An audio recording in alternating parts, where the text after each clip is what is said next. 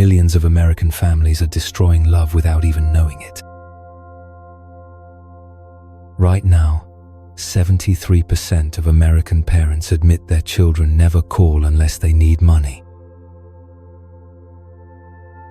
And this isn't because children are ungrateful. This is the direct result of how we raised them. I'm your host at Where Hearts Rest, and what I'm about to share will make you question every parenting decision you've ever made. We mistook raising independent kids for raising emotionally indifferent kids. If you've ever felt proud of raising strong and self-reliant children, but now feel like a stranger in your own home, this is for you. In the next 12 minutes, you'll meet the Miller family, the perfect family by American standards, but hiding the pain that millions of other families are silently enduring. By minute 25, you'll understand why Buddhism calls our parenting approach love that creates separation. And most importantly, minute 47 will change everything. I'll give you an ancient tool that takes just 30 seconds of daily practice and has already helped thousands of American families reconnect. But first, let me ask you a question whose answer will determine whether your child wants to come home for dinner or not. The Miller family thought they were doing everything right. 2 successful careers, beautiful home, children excelling in school and sports. Mrs. Miller beamed with pride when her friends complained about clingy kids, while her children solved their own problems and never bothered her. Until the day she realized she'd created exactly what she thought she wanted, children who didn't need her at all.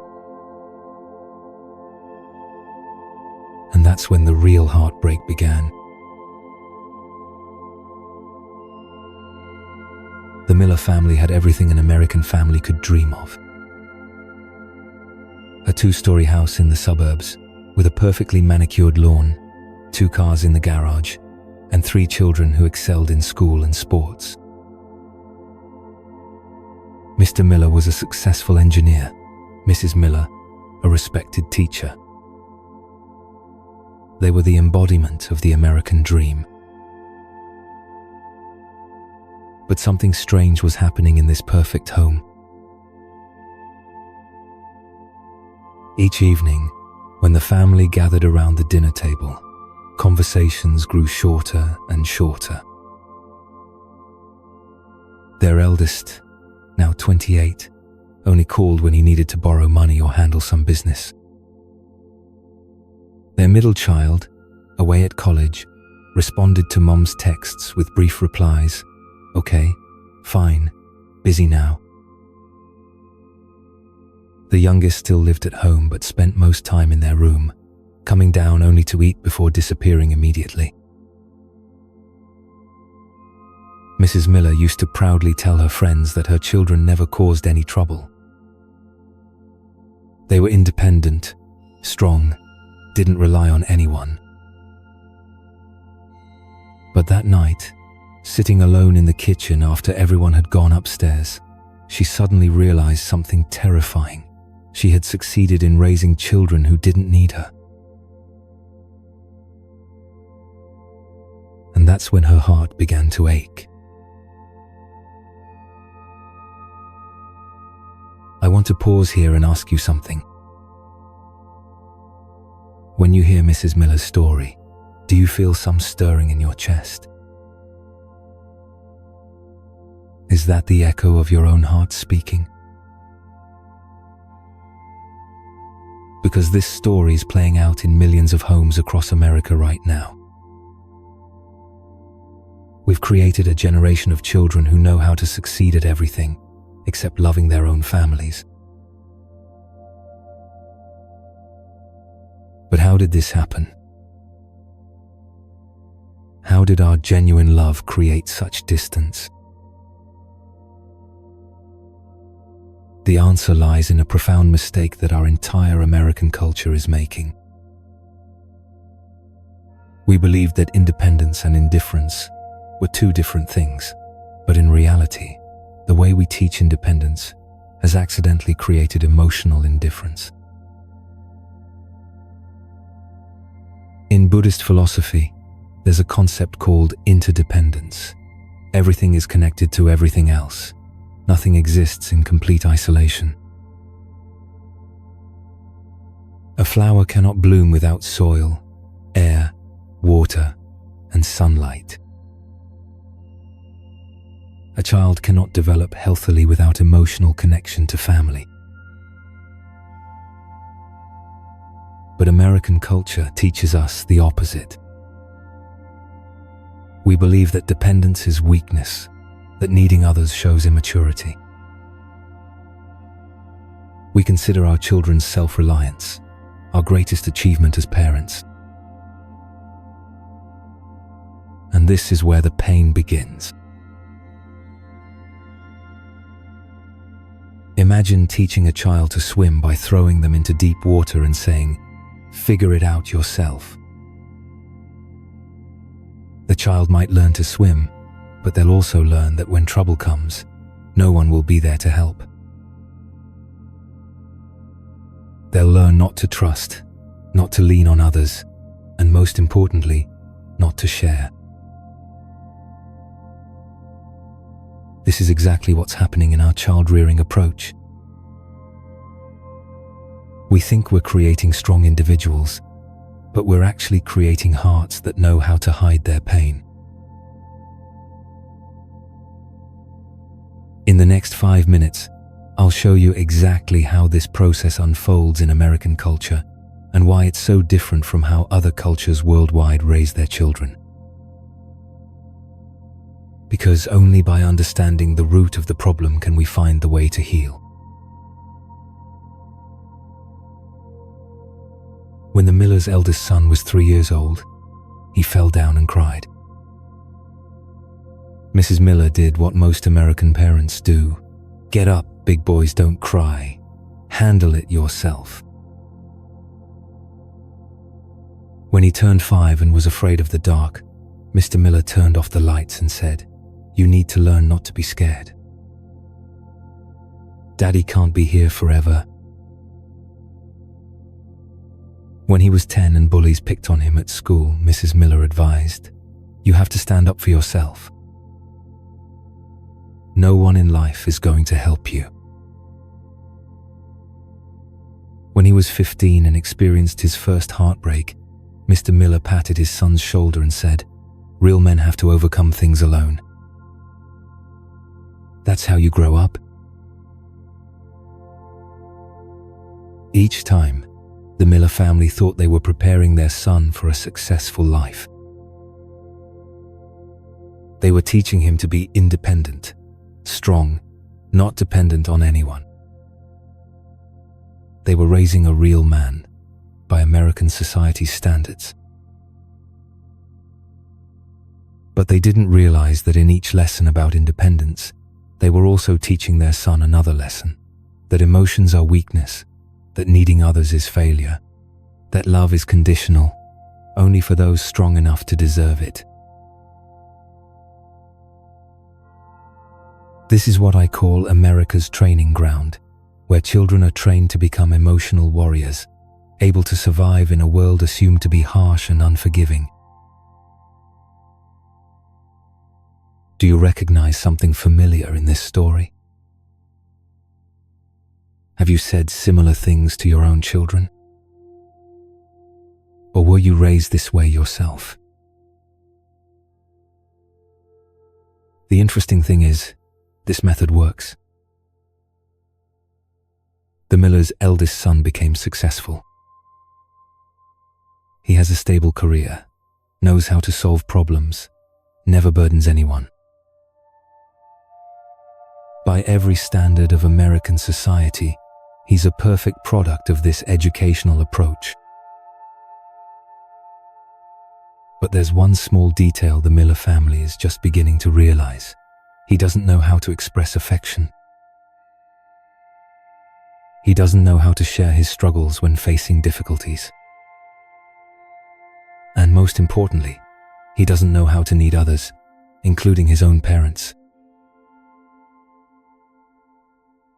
In Buddhist culture, this is called delusion of separation, when we believe we are completely independent and don't need anyone else. This is considered one of the deepest sources of suffering because it cuts us off from the natural connecting essence of human beings. Compare this to how many Eastern cultures raise children. When a Japanese child cries, parents will embrace them and say, "Mama is here. You can share everything with Mama." When an Indian child faces difficulties, the whole family gathers to find solutions together. When a Thai young person comes of age, they still maintain close family bonds, and this is seen as a sign of maturity, not weakness. These cultures understand something we've forgotten. True strength doesn't come from isolation, but from the ability to connect and trust each other. But in America, we have a different story. We have the story of the lone cowboy, the self-made entrepreneur, the American dream built by individual effort. These stories aren't wrong, but when applied to child rearing, they can create unforeseen consequences. I'm not criticizing American culture. I love this country's values of independence and innovation.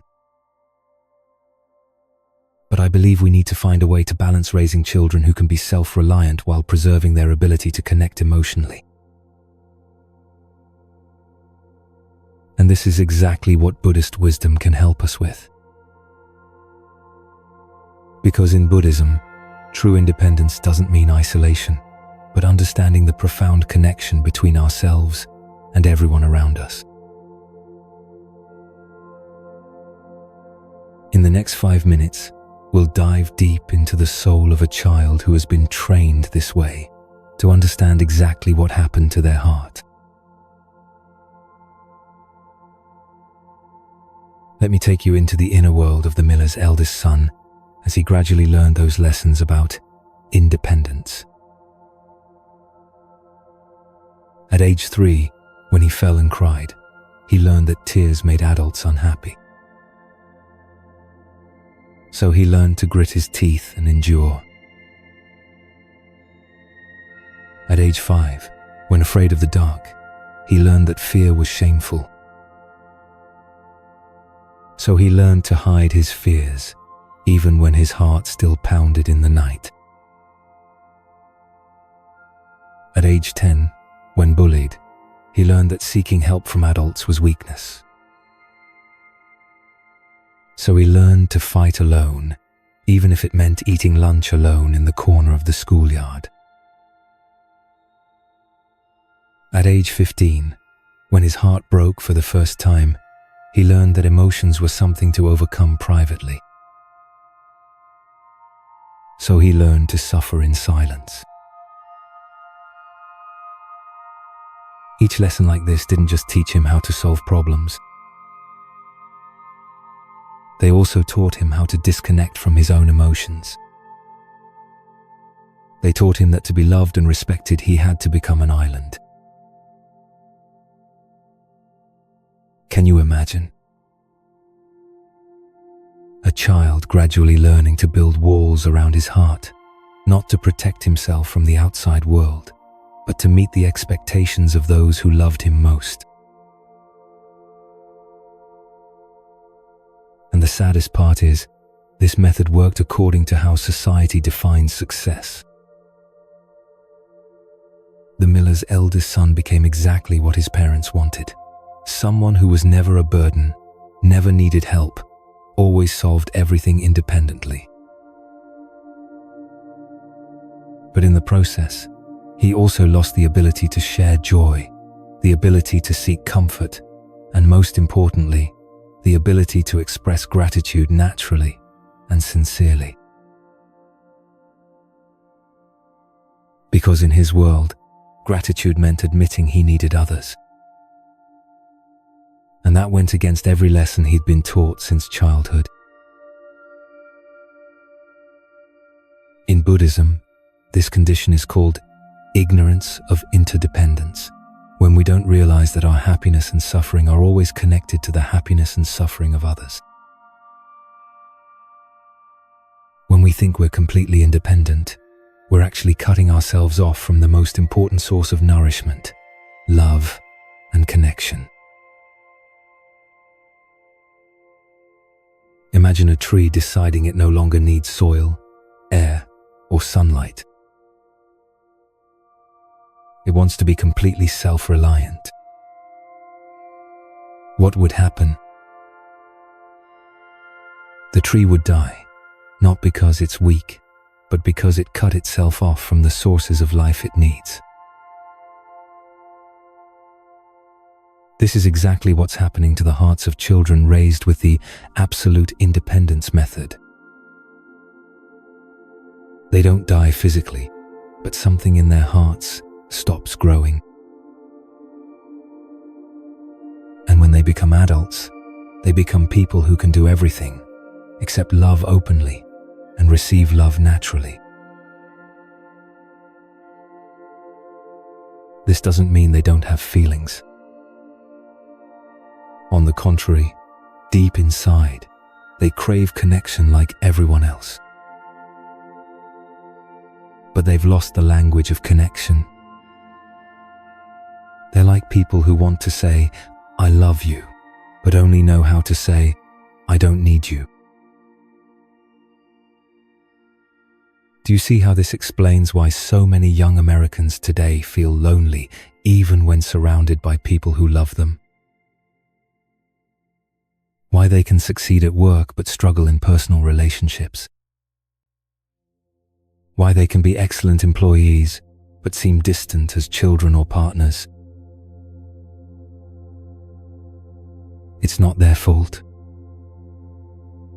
It's the natural result of an emotional education system that accidentally taught them that love and independence cannot coexist. But here's the good news. The human heart has an extraordinary ability to heal and learn to reconnect. And that's exactly what we'll explore in the next 30 minutes. Because the Miller family's story doesn't end here. They found a way to love again, and so can you.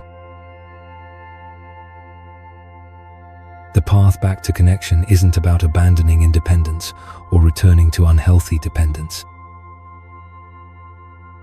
It's about discovering what Buddhist wisdom has known for thousands of years, that true strength comes not from isolation, but from understanding our deep interconnection with all life. In our next section, we'll explore how Buddhist teachings offer a completely different way of understanding family relationships, one that honors both individual growth and loving connection. We'll see how the concept of loving kindness can transform American families without sacrificing the values we hold dear. But first, let me ask you this. As you've listened to the Miller family's story, what have you recognized in your own family? What walls might have been built in the name of love? And are you ready to explore a gentler way? Because healing is possible. Connection can be restored. And love can flow freely again, even in families where it seems to have dried up completely. Here's what the Buddha understood about families that we've completely forgotten in America. 2,500 years ago, sitting under the Bodhi tree, a young prince named Siddhartha discovered something that would revolutionize how we understand human relationships. He realized that the very idea of a separate, independent self is an illusion. Everything exists in what he called interdependence, a web of connections so intricate that nothing can exist without everything else. But what does this ancient wisdom have to do with the Miller family sitting around their quiet dinner table in suburban America? Everything. Let me show you what a Buddhist family dinner looks like compared to what we've created in America. In a traditional Buddhist household, when the family gathers for meals, there's a moment of gratitude that acknowledges everyone who made the meal possible, not just the mother who cooked, but the farmers who grew the food, the rain that nourished the crops, the earth that provided nutrients, even the ancestors whose wisdom preserved the recipes. The children are taught from the earliest age that they are part of an endless web of giving and receiving. When a child in this family faces a problem, the response isn't "figure it out yourself." It's "let's understand this together." The goal isn't to make the child independent of the family, but to help them understand their place within the larger web of relationships that sustain all life. When a Buddhist child succeeds, they're taught to see their success as arising from countless conditions: their parents' support, their teachers' guidance, their community's encouragement, even the social stability that made education possible. Gratitude isn't something they have to learn. It's a natural response to understanding reality. Now, contrast this with the Miller family's approach. When their children faced problems, the message was clear: you're on your own. When they succeeded, the focus was on individual achievement. You did this yourself. When they struggled, seeking help was seen as weakness rather than wisdom. The Miller parents thought they were preparing their children for a competitive world. And in many ways, they succeeded. Their children became capable, independent, successful by American standards. But here's what they didn't realize. By teaching their children to see themselves as separate from the web of relationships that actually sustain them, they accidentally taught them to become emotionally blind. Think about this for a moment. If you believe you achieved everything yourself, why would you feel grateful? If you think you solved all your problems independently, why would you appreciate help? If you see yourself as a self-made individual, why would you feel connected to family? This isn't a character flaw in American children. It's the logical result of how we've taught them to see reality. Buddhism calls this the illusion of the separate self, and it's considered the root cause of all suffering. Not because independence is wrong, but because believing in complete separation cuts us off from the very relationships that give life meaning. Now, I'm not suggesting we abandon American values of self-reliance and individual achievement. These have created incredible innovation and opportunity. But what if we could maintain these strengths while also teaching our children to see the truth of their deep interconnection with family and community? This is where the Buddhist concept of right understanding becomes revolutionary for American families. Right understanding doesn't mean becoming dependent or losing individual strength. It means seeing clearly how individual strength actually arises from healthy relationships. It means understanding that the strongest trees are those with the deepest root systems, connected underground to an entire forest network. Let me give you a concrete example of what this looks like. When the miller's son was struggling with bullies at school, imagine if instead of saying, "Handle it yourself," his parents had said, "This is affecting our whole family because we love you." Let's understand this situation together and find the best way forward. This response acknowledges his individual strength while also affirming his place in the family system. It teaches him that seeking support isn't weakness, it's wisdom. It shows him that his well-being matters to others, which naturally cultivates gratitude and connection. The child still learns to handle difficulties, but he also learns that he's valued and supported. He develops both independence and interdependence, the ability to act skillfully while remaining connected to those who love him. This is what Buddhist families have been doing for millennia, and it's why in traditional Buddhist cultures, you rarely see the kind of family disconnection that's become epidemic in America. But here's the beautiful thing. We don't have to choose between American independence and Buddhist connection. We can have both. The Buddha taught that the middle path is always best, not the extreme of total dependence, and not the extreme of total independence, but the balance point where individual strength and loving connections support each other. In the next 7 minutes, we're going to see exactly what this imbalance has cost the Miller family by looking at the experience from both the parents' and children's perspectives. Because until we understand the full scope of what we've lost, we can't appreciate what we stand to gain. But first, let me ask you something that might change how you see your own family relationships.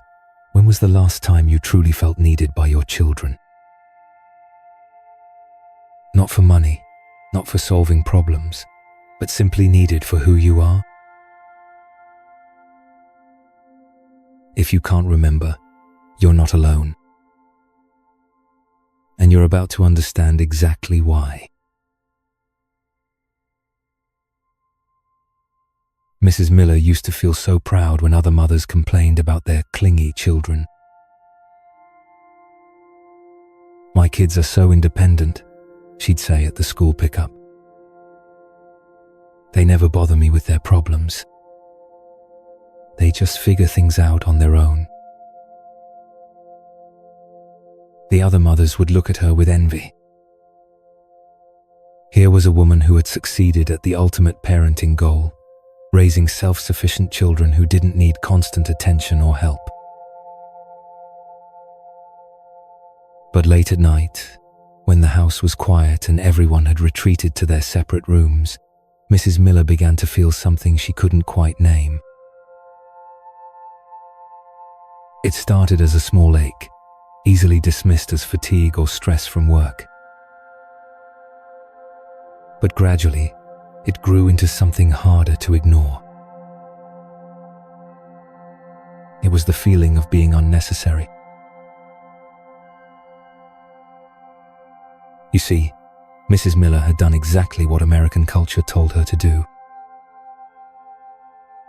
She had loved her children so much that she taught them not to need her. She had been so successful at fostering independence that she had worked herself out of the job of being needed. At first, this felt like victory. When her children were small and demanded constant attention, she had looked forward to the day when they would be self-reliant. She imagined the freedom, the pride in their accomplishments, the satisfaction of knowing she had prepared them for the world. And she got exactly what she wanted. Her children became capable, successful, independent adults. So why did it hurt so much? Buddhism teaches that one of the deepest human needs is to feel that our existence matters to others, not for what we can provide, but for who we are. When we systematically train our children not to need us, we accidentally train them not to value our presence in their lives. Mrs. Miller's children loved her, but they had learned so well not to depend on her that they had also learned not to include her. They had become so good at handling everything alone that they forgot how to share their lives. This is what I call successful abandonment, when parents succeed so completely at teaching independence that their children independently choose to live without meaningful connection to family. Think about the tragic irony here. Mrs. Miller spent decades sacrificing her own needs, energy, and dreams to raise her children. She worked late to pay for their activities, drove countless hours to their practices and events, stayed up worrying about their futures. She gave everything she had to prepare them for life. And her reward? Children who had learned so well not to need her that they no longer thought to include her in their joys, their struggles, or even their everyday experiences. The phone calls became transactional. "Hi, Mom. Just calling to ask about health insurance." The visits became obligatory. "We should visit Mom this weekend because it's been a while." The conversations became surface level. "Everything's fine. How are you?" Mrs. Miller had taught her children that needing others was weakness, so they learned to be strong by not needing her. She had taught them that independence was the highest goal, so they achieved it by becoming independent of family connection. She got exactly what she asked for, and it broke her heart. But here's what makes this even more painful. Mrs. Miller couldn't complain about it without seeming selfish or possessive. After all, hadn't she succeeded? Weren't her children doing well? Wasn't this what every parent wanted? American culture had given her no language for this kind of loss. We have words for children who are too dependent, but no words for children who have become too independent of love. We celebrate parents who raise self-sufficient kids, but we don't acknowledge the cost to the parent's heart. In Buddhist understanding, this situation represents a fundamental misunderstanding of what love actually is. Mrs. Miller thought love meant preparing her children to live without her. But Buddhist wisdom teaches that love means helping others understand their place in the web of connection that sustains all life. True love doesn't make people independent of love. It helps them become wise about how love flows between people. It teaches them to give and receive in healthy ways, to be both strong enough to support others and humble enough to accept support. The Buddhist practice of loving kindness begins with understanding that everyone, no matter how capable they appear, needs to feel valued and connected. When we train our children not to need us, we accidentally train them not to need anyone, including their own future spouses and children. We create a generation of people who are competent but lonely, successful but disconnected, independent but unable to build the kind of intimate relationships that make life meaningful. Mrs. Miller's late-night ache wasn't just about missing her children. It was about recognizing that in trying to give them everything, she had accidentally withheld the most important thing, the understanding that they were part of something larger than themselves. But here's where the story begins to change. Because Mrs. Miller's pain was actually the beginning of wisdom. That ache in her chest was her heart recognizing what had been lost, and hearts that can recognize loss can also learn to heal. In Buddhist teaching, suffering is often the doorway to awakening. Mrs. Miller's loneliness was showing her something crucial about the nature of love and connection that she had never understood before. And that recognition would eventually transform not just her relationship with her children, but her entire understanding of what it means to love someone. But before we get to that transformation, we need to understand the experience from the other side. What was happening in the hearts of her children during all those years of independence training? That's where we're going next, and what you'll discover might surprise you. Let me take you inside the mind of the Miller's eldest son, now 28, sitting alone in his successful apartment on a Tuesday evening. He has everything he was taught to want: a good career, financial stability, his own place, complete independence. By every measure his parents used, he's a success story. He doesn't call home with problems, doesn't ask for money, doesn't burden anyone with his personal struggles. He is exactly what American parenting aims to create: a fully self-sufficient adult. So why does he feel so empty?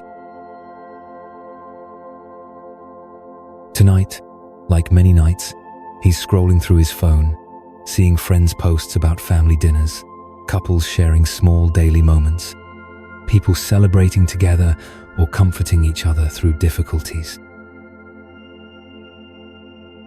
And he feels something he can't quite name, not jealousy exactly, but a kind of confused longing. He wonders why these things that seem so natural to others feel so foreign to him. Why does the thought of calling his parents just to chat feel awkward? Why does sharing good news feel unnecessary?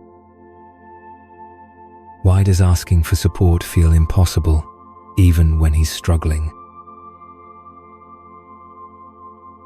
The answer lies in understanding what happens to a child's emotional development when they're systematically taught that connection equals weakness.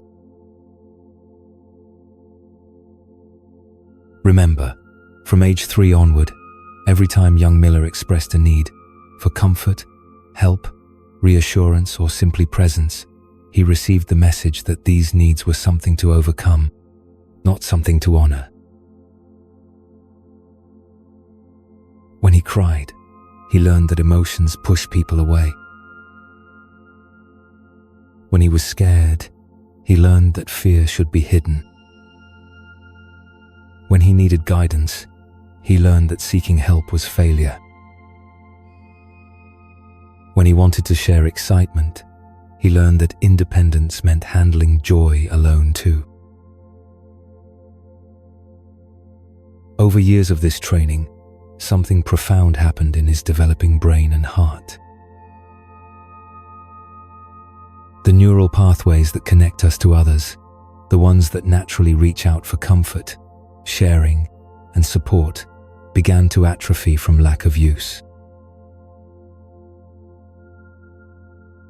It's not that these pathways disappeared entirely.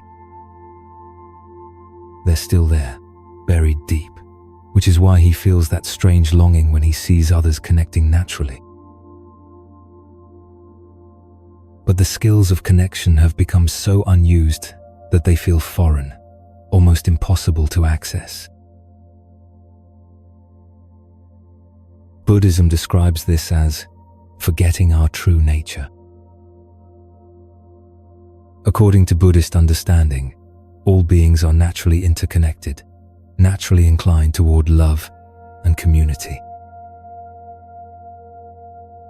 But when we're trained to suppress these instincts, we lose touch with what makes us most human. Think about it this way.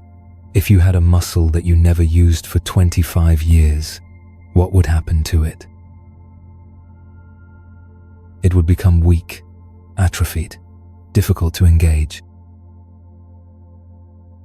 The miller's son has emotional muscles for connection that have been unused for so long that he's forgotten how to flex them.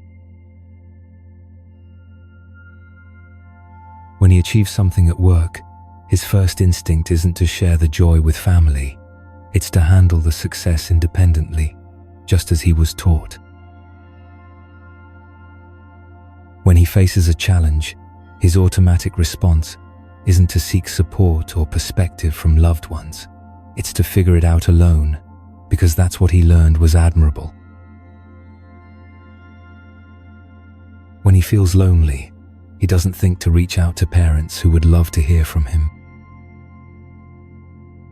Instead, he tries to solve the loneliness independently, perhaps by staying busier, acquiring more things, or achieving more success.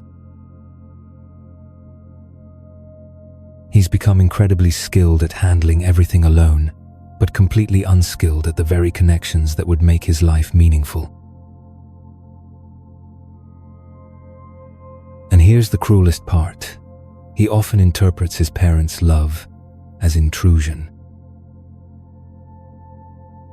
When his mother calls to check in, instead of hearing care and interest, he hears interference with his independence. When his father offers advice, instead of hearing wisdom and support, he hears doubt about his competence. The very love that he actually craves gets filtered through his training to see connection as weakness, so he pushes away the thing he most needs. This isn't his fault, and it's not his parents' fault either. It's the predictable result of a cultural approach to child rearing that accidentally teaches children to fear the very connections that would nourish them. In traditional Buddhist cultures, children are taught that individual strength and family connection enhance each other. A strong person is someone who can both offer support to others and gracefully receive support when needed.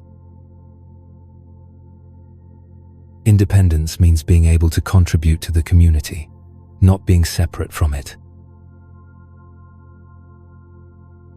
But American culture taught the miller's son that strength meant needing no one, that maturity meant handling everything alone, that success meant complete self-sufficiency. So he achieved exactly what he was taught to achieve, and it left him fundamentally lonely in a way he doesn't even know how to articulate. Late at night, in his successful apartment, he sometimes feels an ache that he can't explain. It's not depression exactly, and it's not failure. By all external measures, he's thriving. But there's a hollow feeling, a sense that something essential is missing. What's missing is what Buddhists call Sangha, the experience of being part of a loving community where you matter not for what you can do, but for who you are. What's missing is the deep peace that comes from knowing you're connected to something larger than yourself. What's missing is the joy of sharing life's moments with people who truly know you and care about your well-being. But here's the hope hidden in this story. That ache he feels is actually his true nature calling to him. Those moments of longing when he sees others connecting naturally, that's his heart remembering what it was born for. The capacity for connection isn't gone. It's just been buried under years of training that taught him to fear it. And that capacity can be awakened again. In our next section, we'll explore how ancient Buddhist practices can help modern American families rediscover what they've lost without sacrificing the independence and strength they value. Because the goal isn't to make anyone dependent or weak. The goal is to remember that true strength includes the courage to love and be loved. Let me teach you what saved the Miller family and what can save yours too. In Buddhist practice, there's a 500-year-old technique called Metta, which translates as loving kindness. But before you think this is some abstract spiritual concept that doesn't apply to your daily life, let me show you exactly how this ancient practice can transform modern American family relationships. Metta isn't just meditation or positive thinking. It's a systematic way of training the heart to see clearly the connections that already exist between us and everyone we love. Here's what happened when Mrs. Miller discovered this practice.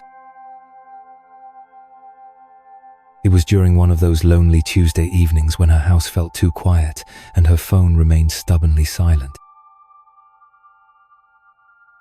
She had been reading about Buddhist approaches to family relationships, desperate to find something that might help heal the distance she felt from her children. She came across a simple metta practice designed specifically for parents, and something about it felt different from all the other advice she'd received. Instead of focusing on what her children should do differently, it focused on what she could do to change the energy she brought to the relationship. The practice was surprisingly simple. Each morning, before checking her phone or starting her day, Mrs. Miller would sit quietly for just 5 minutes and offer these intentions. May my children be happy. May they be peaceful. May they be free from suffering. May they feel loved exactly as they are. That's it. No agenda about what they should do. No expectations about how they should respond. Just pure loving kindness, directed toward their well-being, with no strings attached. At first, it felt artificial, even a little foolish. How could just thinking kind thoughts change anything about her relationship with her adult children? But something unexpected began to happen. After just a week of this practice, when her eldest son called about a practical matter, Mrs. Miller found herself responding differently. Instead of hearing his brief, transactional tone as rejection, she heard something else, maybe a hint of stress in his voice, a small pause that might indicate he wanted to talk longer but didn't know how. Instead of her usual efficient response to his question, she found herself saying, "That makes sense, honey. And how are you doing? You sound a little tired." There was a moment of silence. Then, for the first time in months, her son shared something real. "Yeah, work's been pretty stressful lately. I'm handling it, but it's been a lot." In the old pattern, Mrs. Miller might have immediately offered solutions or advice, which would have triggered his independence training and ended the conversation. But the metta practice had softened something in her approach. "That sounds really challenging," she said simply. "I'm sorry you're dealing with that pressure." Another pause. Then, "Thanks, Mom." It actually helps just to say it out loud. They talked for 15 more minutes, not about practical matters, but about life, about feelings, about the kind of things families used to share before everyone got so independent. This is the power of Metta. It doesn't force connection. It creates the conditions where natural connection can emerge. Here's why this works from a Buddhist perspective. When we practice loving kindness towards someone, we're not trying to control their behavior or manipulate them into responding differently. We're training our own hearts to see past the defensive patterns and remember the love that's always been there underneath. Mrs. Miller's children hadn't stopped loving her. They had just learned to express love through independence rather than connection. When she stopped needing them to be different and started offering unconditional loving kindness, it created space for their natural affection to emerge. But here's the most important part. Metta practice doesn't just change how we relate to others. It changes how others naturally respond to us. When Mrs. Miller approached her son with genuine loving kindness, instead of hidden expectations, he could feel the difference. His defensive patterns, trained to protect against being seen as needy or weak, weren't triggered because she wasn't asking him to be anything other than who he was. For the first time in years, he felt safe to share something real with his mother. This is what Buddhist teachers mean when they say that loving kindness is contagious. When we offer it genuinely, it naturally evokes the capacity for connection in others. Over the following months, Mrs. Miller expanded her practice. Each morning, she would spend a few minutes sending loving kindness, not just to her children, but to herself as a parent, to her husband, even to the cultural patterns that had created their family's disconnection in the first place. May I be patient with the healing process. May I see clearly what serves love and what doesn't. May I have the courage to love without attachment to outcomes. May our family find its way back to natural connection. And something miraculous began to happen. Without anyone announcing a change or having difficult conversations about family dynamics, the relationships began to shift.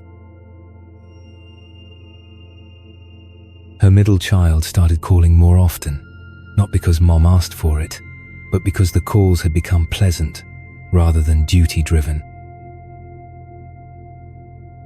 Her youngest began staying downstairs after dinner sometimes, not because of rules about family time, but because the atmosphere had become more inviting. Most remarkably, her eldest son began occasionally calling just to share good news or ask for her perspective on decisions, not because he needed her approval, but because he had begun to value her wisdom and care. The family dinners gradually became longer, with more laughter and genuine conversation. The house felt warmer, more alive. And Mrs. Miller realized that she had been trying to solve the wrong problem all along. She had thought the problem was that her children didn't appreciate her enough, didn't call enough, didn't need her enough. But the real problem was that she had forgotten how to love them without conditions. how to offer her presence as a gift rather than an expectation. Metta practice taught her the difference between loving someone and needing them to love you back in a particular way. It taught her how to genuinely wish for their happiness even when their happiness didn't include her in the ways she had wanted. And paradoxically, when she stopped needing them to connect with her, they naturally began to want to connect with her. This is the profound wisdom that Buddhist families have understood for millennia. Love flows most freely when it's offered without attachment to specific outcomes. When children feel loved for who they are rather than for how they behave, their natural inclination toward gratitude and connection can emerge. But Mrs. Miller's transformation was only half of the equation. What about her children? How could they recover the capacity for connection that had been trained out of them? That's what we're going to explore in our final section. Because healing family relationships isn't just about parents changing their approach, it's about creating conditions where everyone can remember their natural capacity for love. And there are specific, practical ways to do exactly that, based on thousands of years of Buddhist wisdom about how healing actually happens in the human heart. In our next section, I'll give you the exact steps that not only saved the Miller family, but have helped thousands of American families rediscover the joy of genuine connection. Here are the 5 steps that reunited the Miller family, and they'll work for yours too. 6 months after Mrs. Miller began her loving-kindness practice, something extraordinary happened at their dinner table.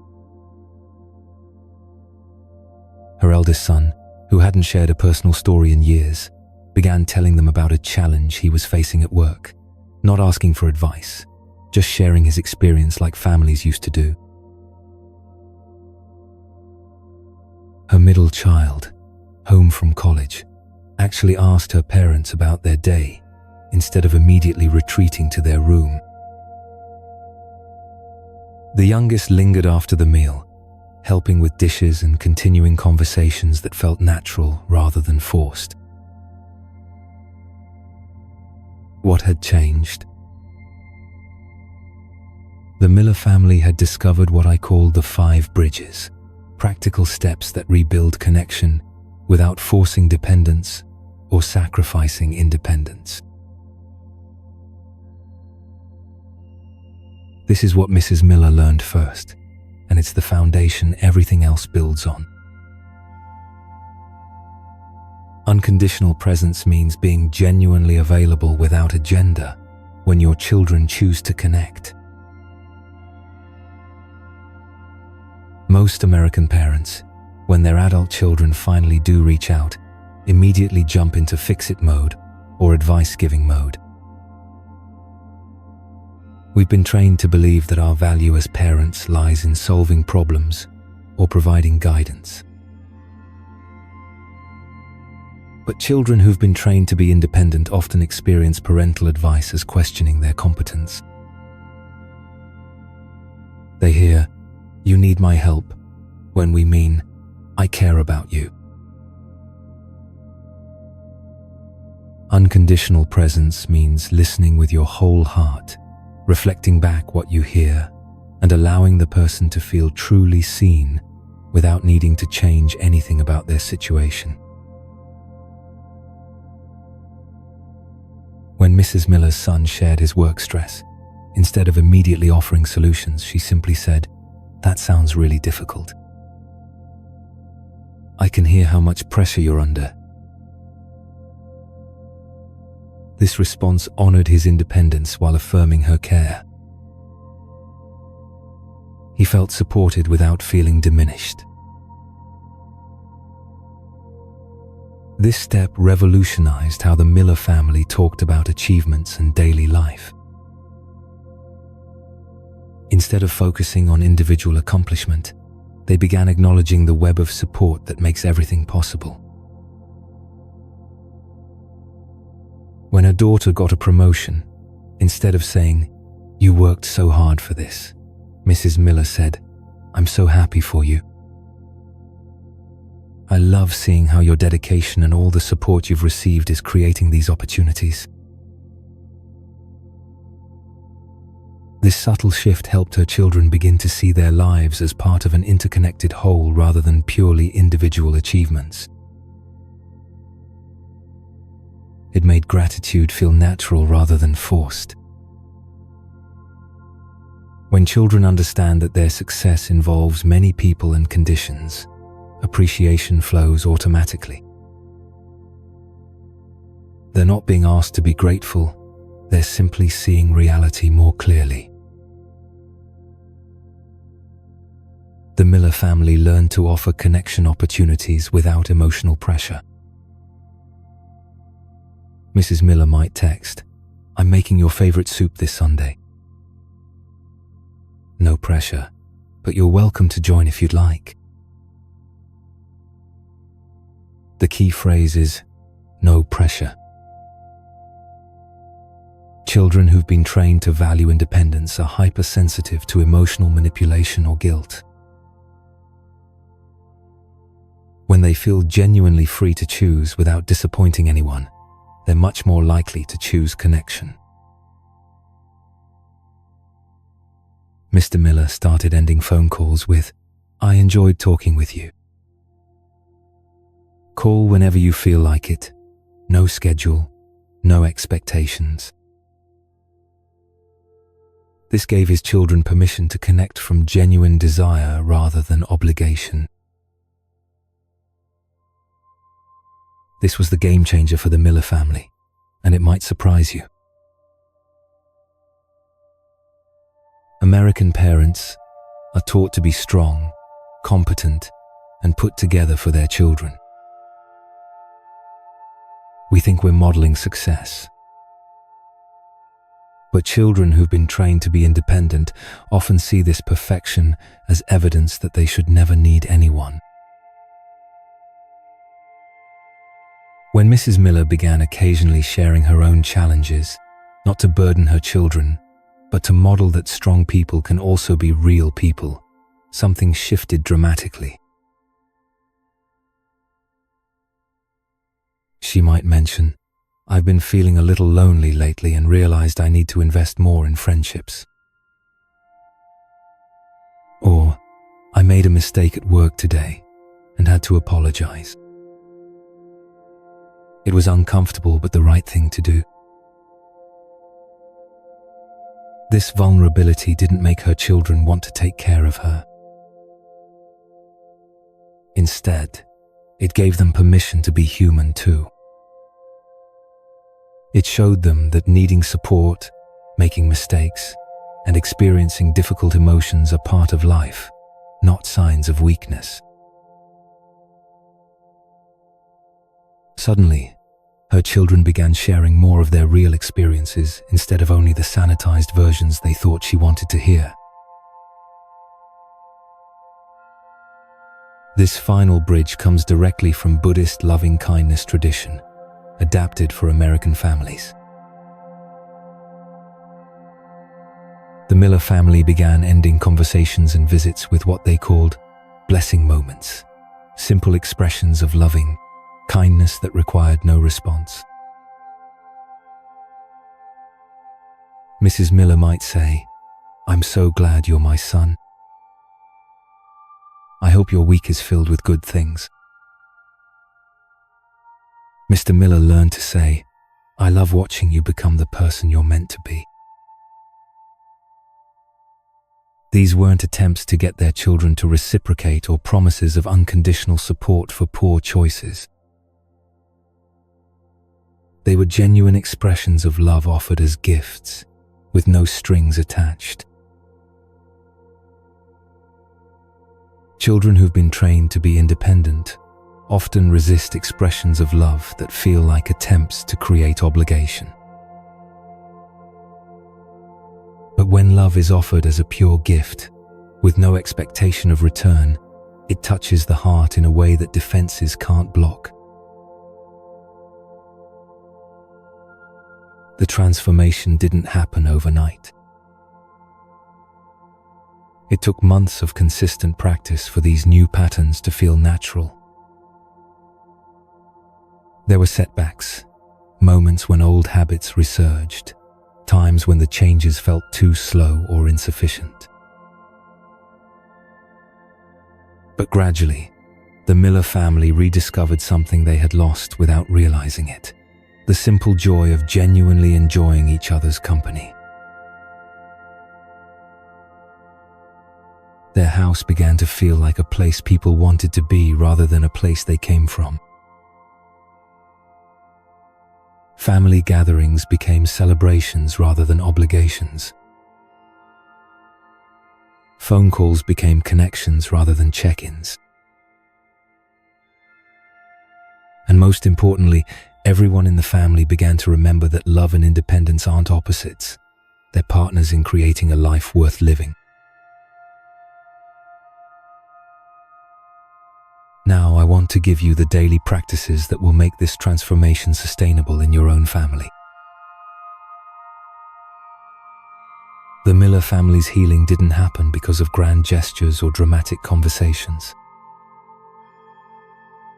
It happened through small, consistent practices that gradually changed the emotional atmosphere of their relationships. Here are the 3 practices that made the difference. Each morning, before checking phones or starting the day, both parents spend 5 minutes setting their intention for how they want to show up in their relationships. Mrs. Miller's practice sounds like this: today, may I see my children clearly, love them without agenda, and trust their own wisdom to guide their lives. May I be present when they choose to connect, and peaceful when they need space. This isn't prayer or meditation in any religious sense. It's simply training the heart to remember what matters most before the day's distractions take over. The practice takes 5 minutes but influences every interaction throughout the day. When your heart is clear about your deepest intentions, you naturally respond from love rather than fear, anxiety, or unmet needs. 3 times a week, each family member shares one thing they're grateful for that involves another person. Not just, I'm grateful for my job, but I'm grateful for the colleague who helped me with that difficult project. This practice gradually rewires the brain to notice interdependence rather than just individual achievement. When you regularly acknowledge how others contribute to your well-being, appreciation becomes automatic rather than effortful. The Miller children initially found this practice awkward, but within weeks they began naturally noticing the support they received from friends, colleagues, and family members. Gratitude stopped feeling like something they should do and became something they couldn't help doing. Once a week, the Miller family gathers, in person or by video call, for a 20-minute connection ritual. Not to solve problems or discuss logistics, but simply to share what's alive in their hearts. Each person gets 5 minutes to share anything they want, a challenge they're facing, something they're excited about, a realization they've had, or just how they're feeling about life. The only rule is that others listen without giving advice unless specifically asked. This creates a space for authentic sharing without the pressure to fix, improve, or change anything. These check-ins have become the heartbeat of the Miller family's renewed connection. Everyone knows they have a place to be seen and heard without judgment, which makes them more willing to be real with each other throughout the week.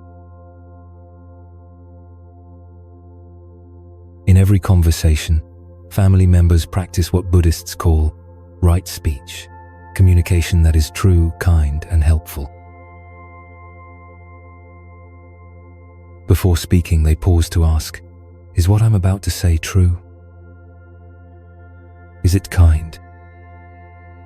Will it help this person or our relationship?" This doesn't mean avoiding difficult conversations or pretending everything is perfect.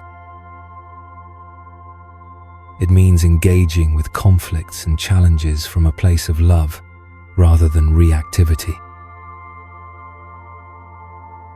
When disagreements arise, they've learned to say things like, "I love you, and I see this differently. Help me understand your perspective." This approach transforms conflict from a threat to connection into an opportunity for deeper understanding. The beautiful thing about these practices is that they work regardless of where other family members are in their own healing journey. When you consistently show up with loving kindness, patience, and genuine care, you create conditions where others naturally begin to soften and open. You can't control how your children respond, but you can create an environment where their best selves have room to emerge.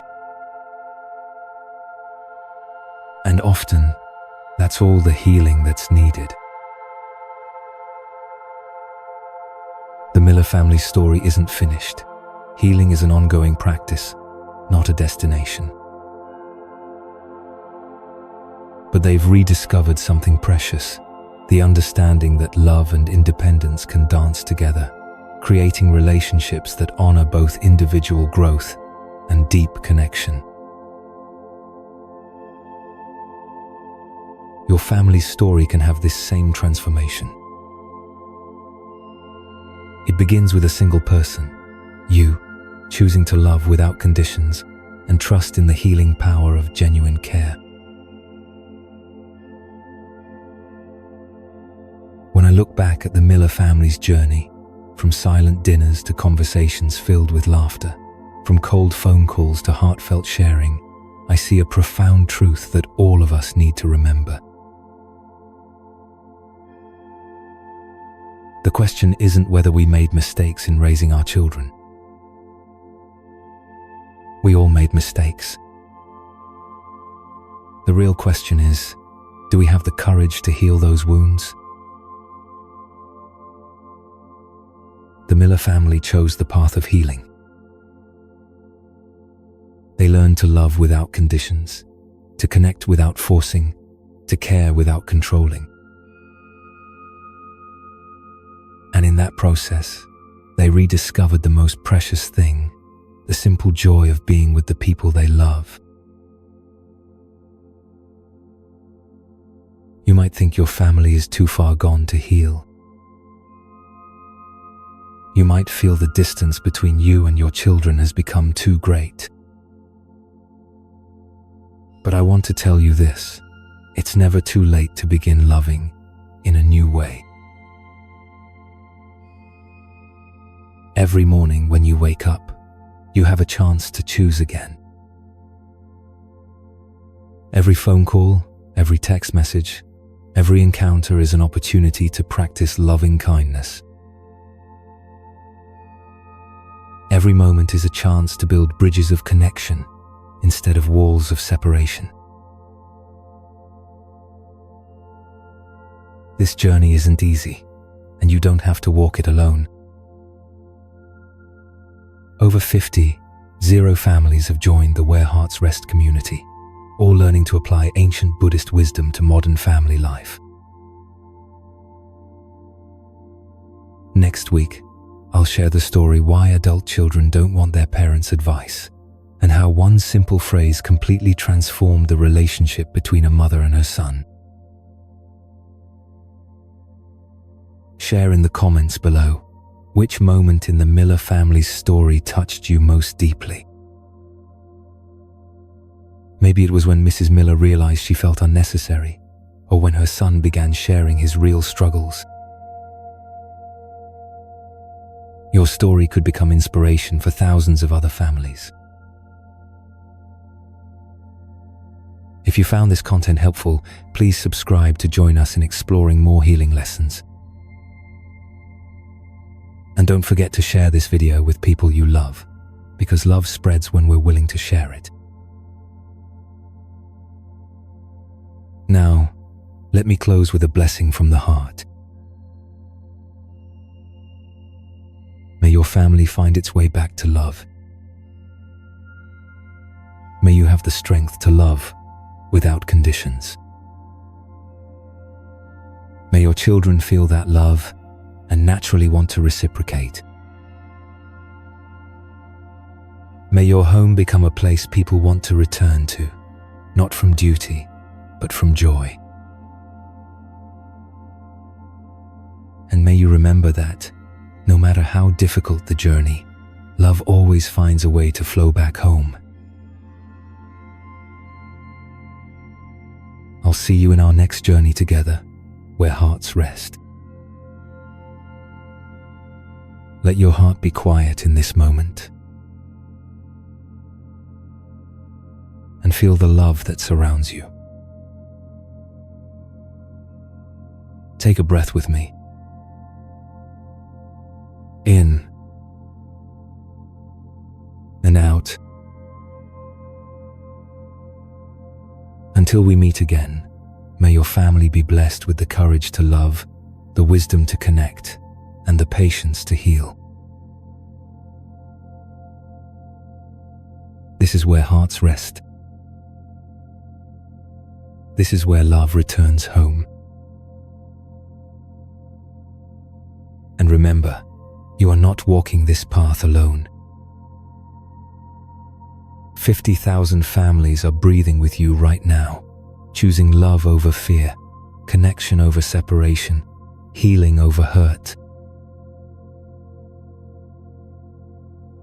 Your family's transformation begins with this moment.